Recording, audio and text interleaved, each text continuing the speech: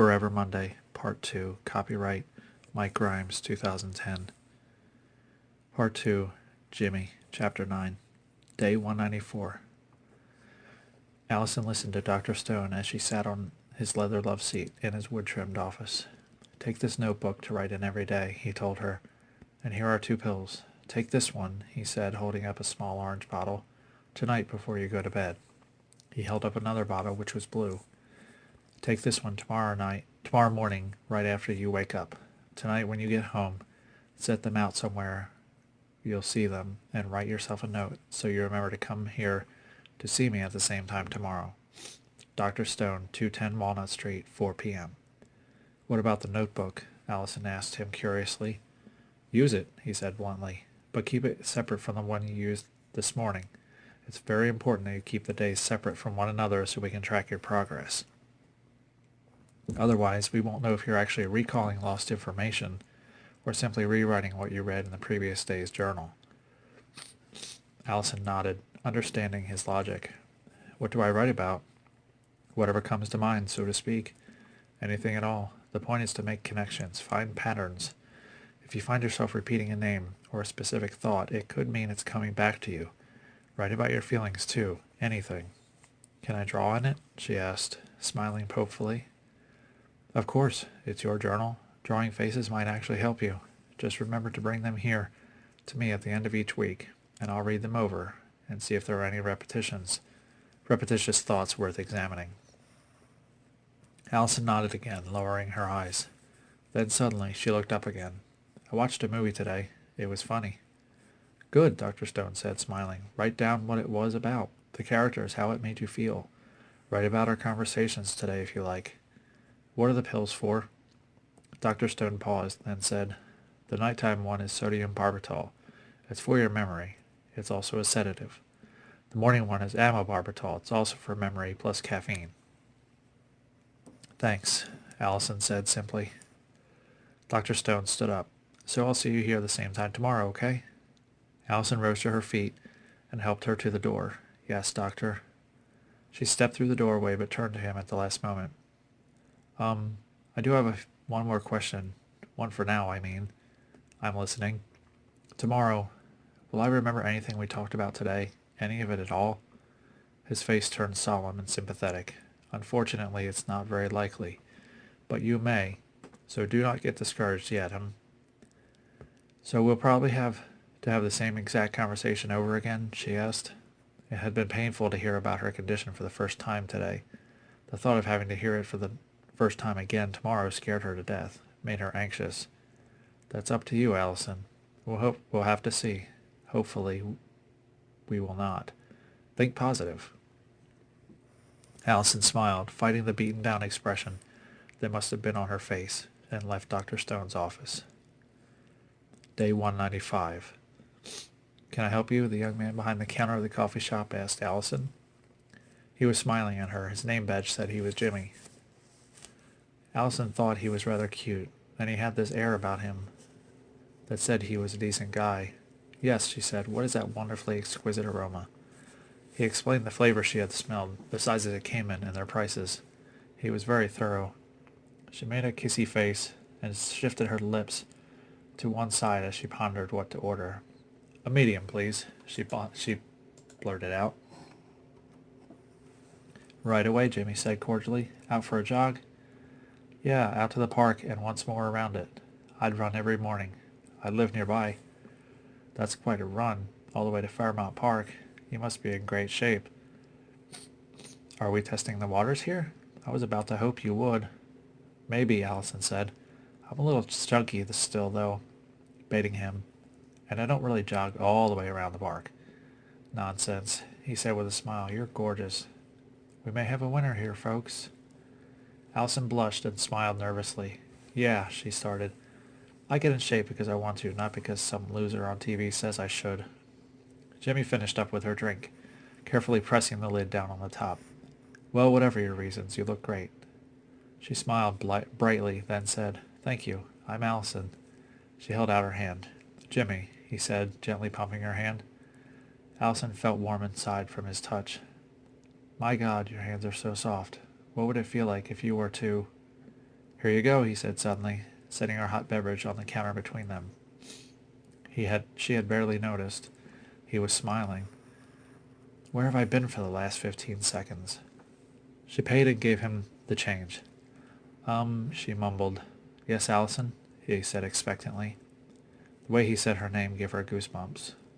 Just do it already. Ask him out. If you leave without doing it, you'll hate yourself. Would you, she said, would you like to go out sometime? Maybe to dinner, or to do something fun like a movie, or go to a club? Really? Yeah. Why? I mean, if you don't want... No, no. Oh, no. I mean, yes. Guess I would love to. He smiled and blushed. Apparently he was just as skilled at stumbling in the presence of the opposite sex as she was. She found that adorable. Allison smiled. Okay, can I have your number? She asked bravely. Yeah, no problem at all. Jimmy reached for her receipt, which she had been holding, and he wrote his name and cell phone number on the back. Here you go. Thanks. Allison gazed at it, then at his eyes. I'll call you, Jimmy. Who knows, maybe later today. Okay, I hope so, he said nervously. She made sure her ponytail bounced from right to left as she walked through the door, giving him plenty to look at, aside from her swaying rear end. She turned at the last moment to give him a tiny wave. Bye, Jimmy. Chapter 11.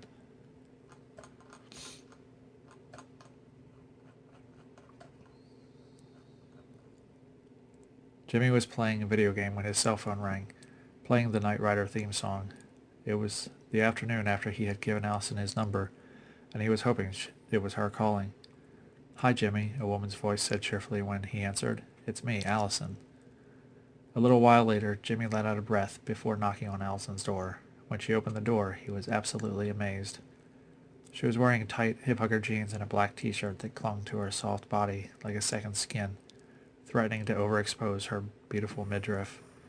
Her brown hair was in a ponytail again, which she had grown to enjoy, and she wore large hoop earrings and about 20 black rubber bracelets on her wrists. Her makeup was sexy and perfect, and she was barefoot, toes painted deep red. Hi, he said politely. Hello, Jimmy, Allison cooed almost too merrily. She graciously hugged him hello. God, you smell good, she thought. Jimmy was stronger than he looked, she noticed as he held her.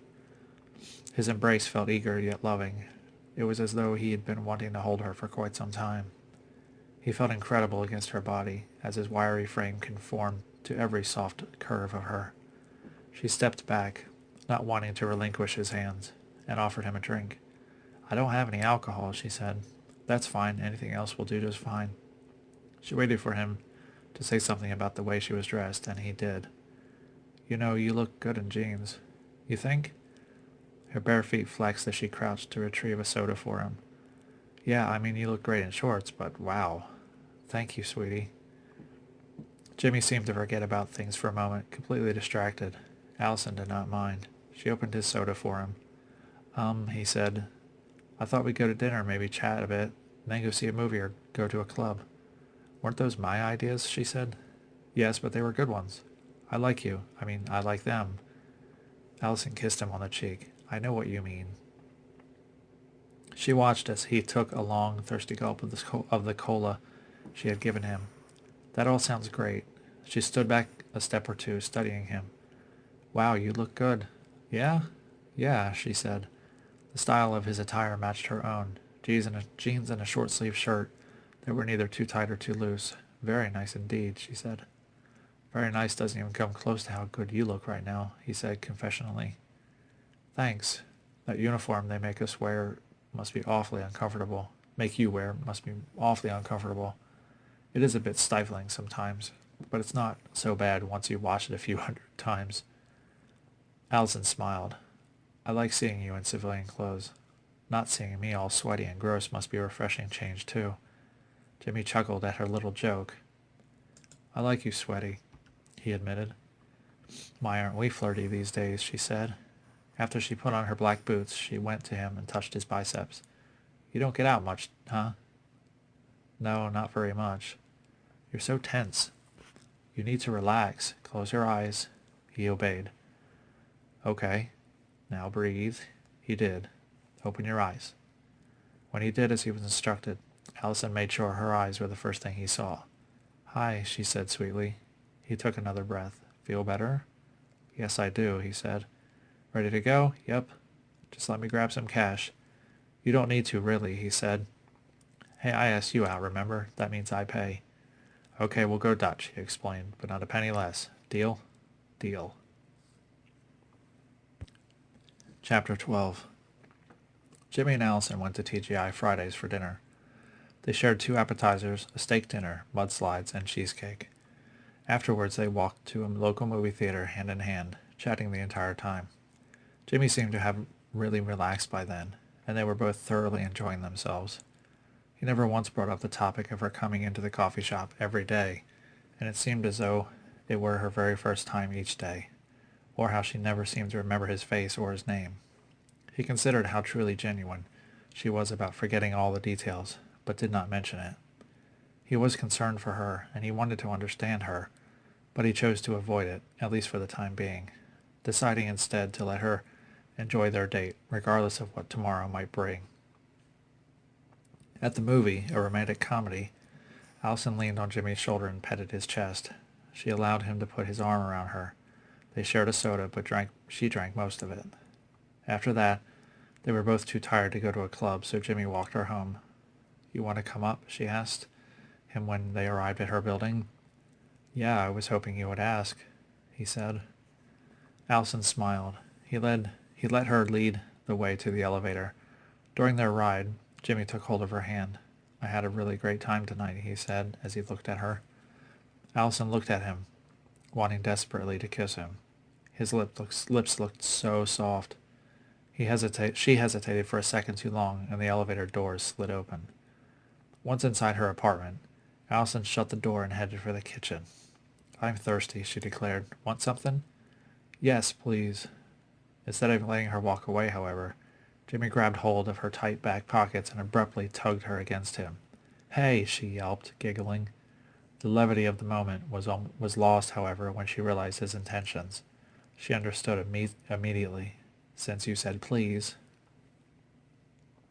His hands enveloped her, and she let his lips find her neck. His hands were warm and soft, and behaved themselves in spite of their apparent urgency below. Allison caressed his cheek tenderly, then turned to face him. So there is a wolf in this sheep's clothing, she thought. She stretched upward to kiss him. Jimmy met her halfway, then paused. She knew what he was thinking. If they kissed, would she remember it tomorrow? If they made love, would he feel like he was taking advantage of her? Maybe he thought it would be wrong to try. She thought these things also, but it did not matter to her. She desired his touch, and maybe things would be different in the morning. Maybe she would remember. What's wrong? She asked him. She petted his cheek with her fingertips. Allison, do you mind if we don't do this tonight? You don't want to? She asked. No, I mean, yes. Oh my God, yes. I definitely do, but I just can't. She smiled and hugged him, nestling her head on his chest. Her tone was serious when she spoke. Because of my memory loss? She imagined the look of shock on his face. It must have been priceless. He stammered a little. I didn't know that you... I didn't. I found out today. I had an appointment with my shrink this afternoon. He told me I lose my memory every night when I go to sleep. When I wake up tomorrow, I won't remember anything from today. Not our date, not even you. I won't even remember what I had for dinner tonight or even the movie we watched. Oh my God, he said. Allison looked up at him with wet eyes. So when you say you can't sleep with me tonight, I understand completely. You do? She nodded. I know already that you respect me enough not to use me like that. I admire that part of you, Jimmy. It takes a real man to deny what he desires to avoid hurting a woman.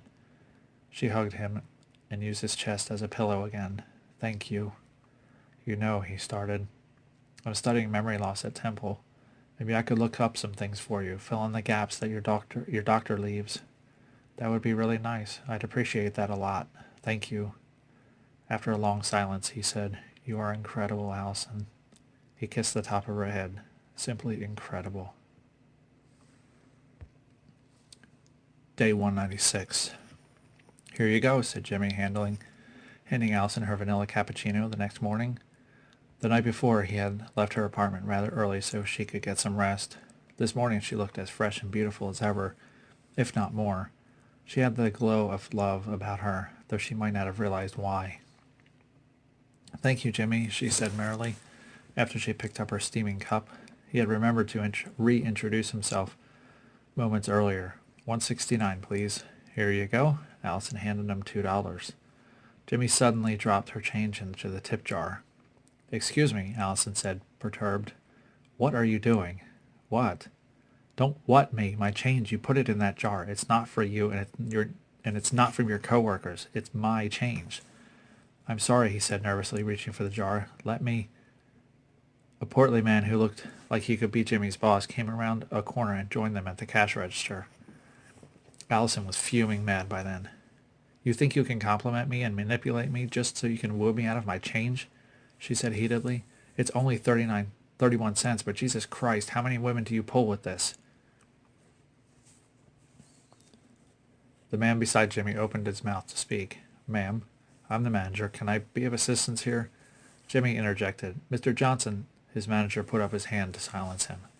Ma'am, Mr. Johnson said, still focusing his full attention on his customer's concerns.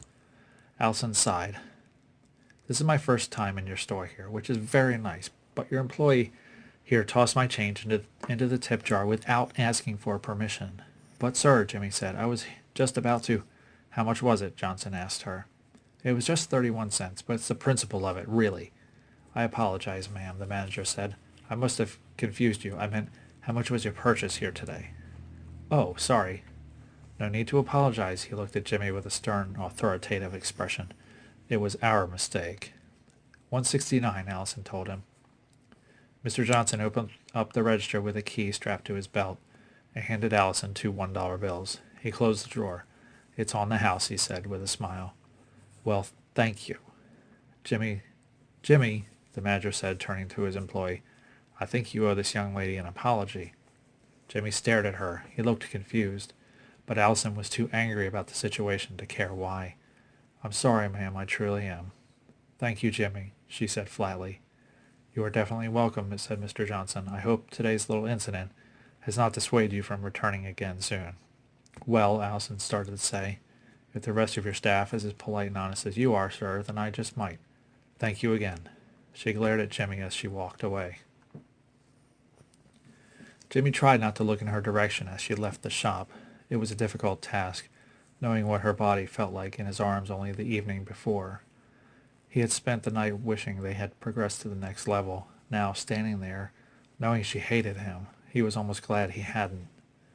At the door, Allison suddenly turned to him and yelled, And stop staring at my ass. When she was gone, Mr. Johnson whirled at Jimmy.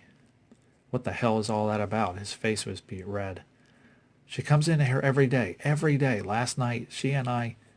The manager wanted nothing of his explanation. Stealing from customers, gawking at them when their backs are turned.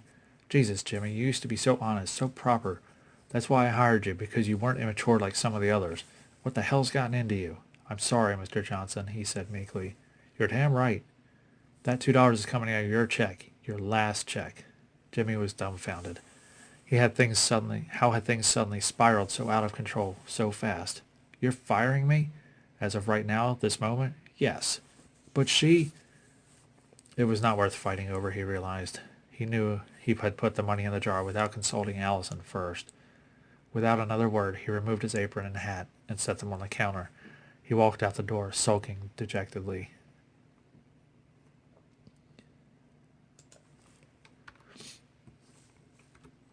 Jimmy wondered what he could do to fix the situation. Maybe he could find Allison and explain everything to her. But then something in him told him to wait until after she came home from her doctor's appointment. Sure, she would surely understand then, and things would be okay. What if she forgets to go, he thought. He decided to try and find her. She was not outside, so he went to her apartment building. Jimmy stepped up to Allison's stone and brick building, 2 doors down from the coffee shop.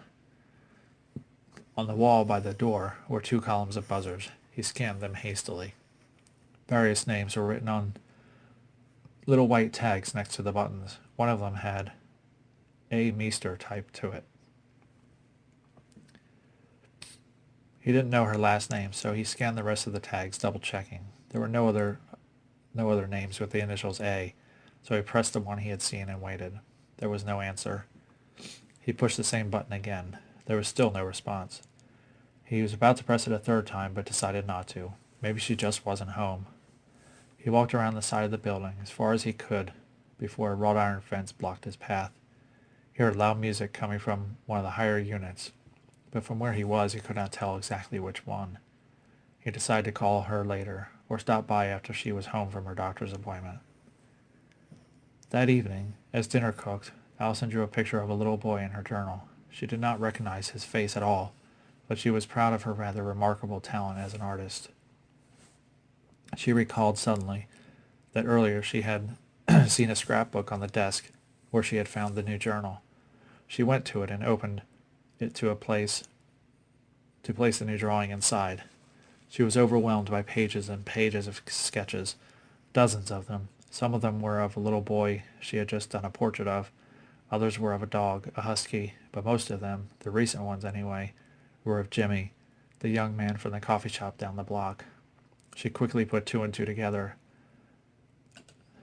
especially when she noticed that a lot of the pictures of him had tiny hearts drawn on them. "Oh my God," she said out loud. Allison snapped out of her trance and hastily stuffed the little boy's portrait into the next empty plastic sleeve in the scrapbook. She slammed the book shut, snatched it up, grabbed her keys. She turned off the stove before rushing out the door. She ran straight past the restricted access door without even a glance, headed for the elevator.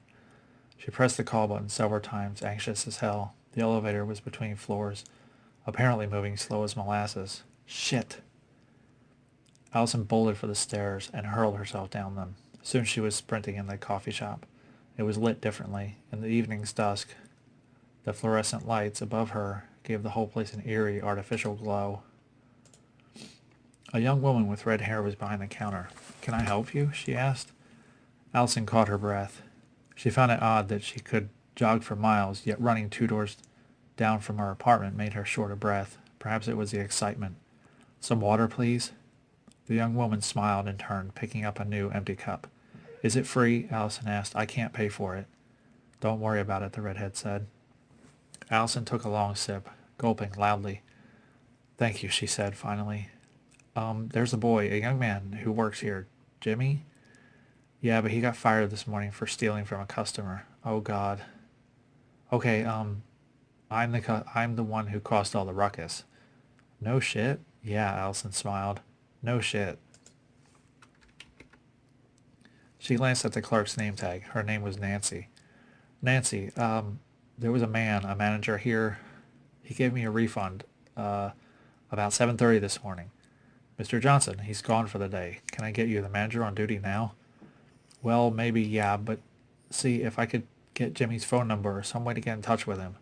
I'd really like to apologize. I mean, it's a little late, but we don't normally do that sort of thing," Nancy said. I know that, but if you could just look at this." Allison played her last and only card. She opened the scrapbook and set it on the counter. Nancy flipped through several pages. "Wow, these are awesome. I mean, really awesome. Did you draw them?" "Yes," Allison said, nodding her head. "They look exactly like Jimmy, and there's dozens of them." Allison smiled, not having to try to appear desperate. She brushed her hair from her cheek. I know this all sounds sort of strange, but I think Jimmy and I are dating." Nancy looked at her and smiled.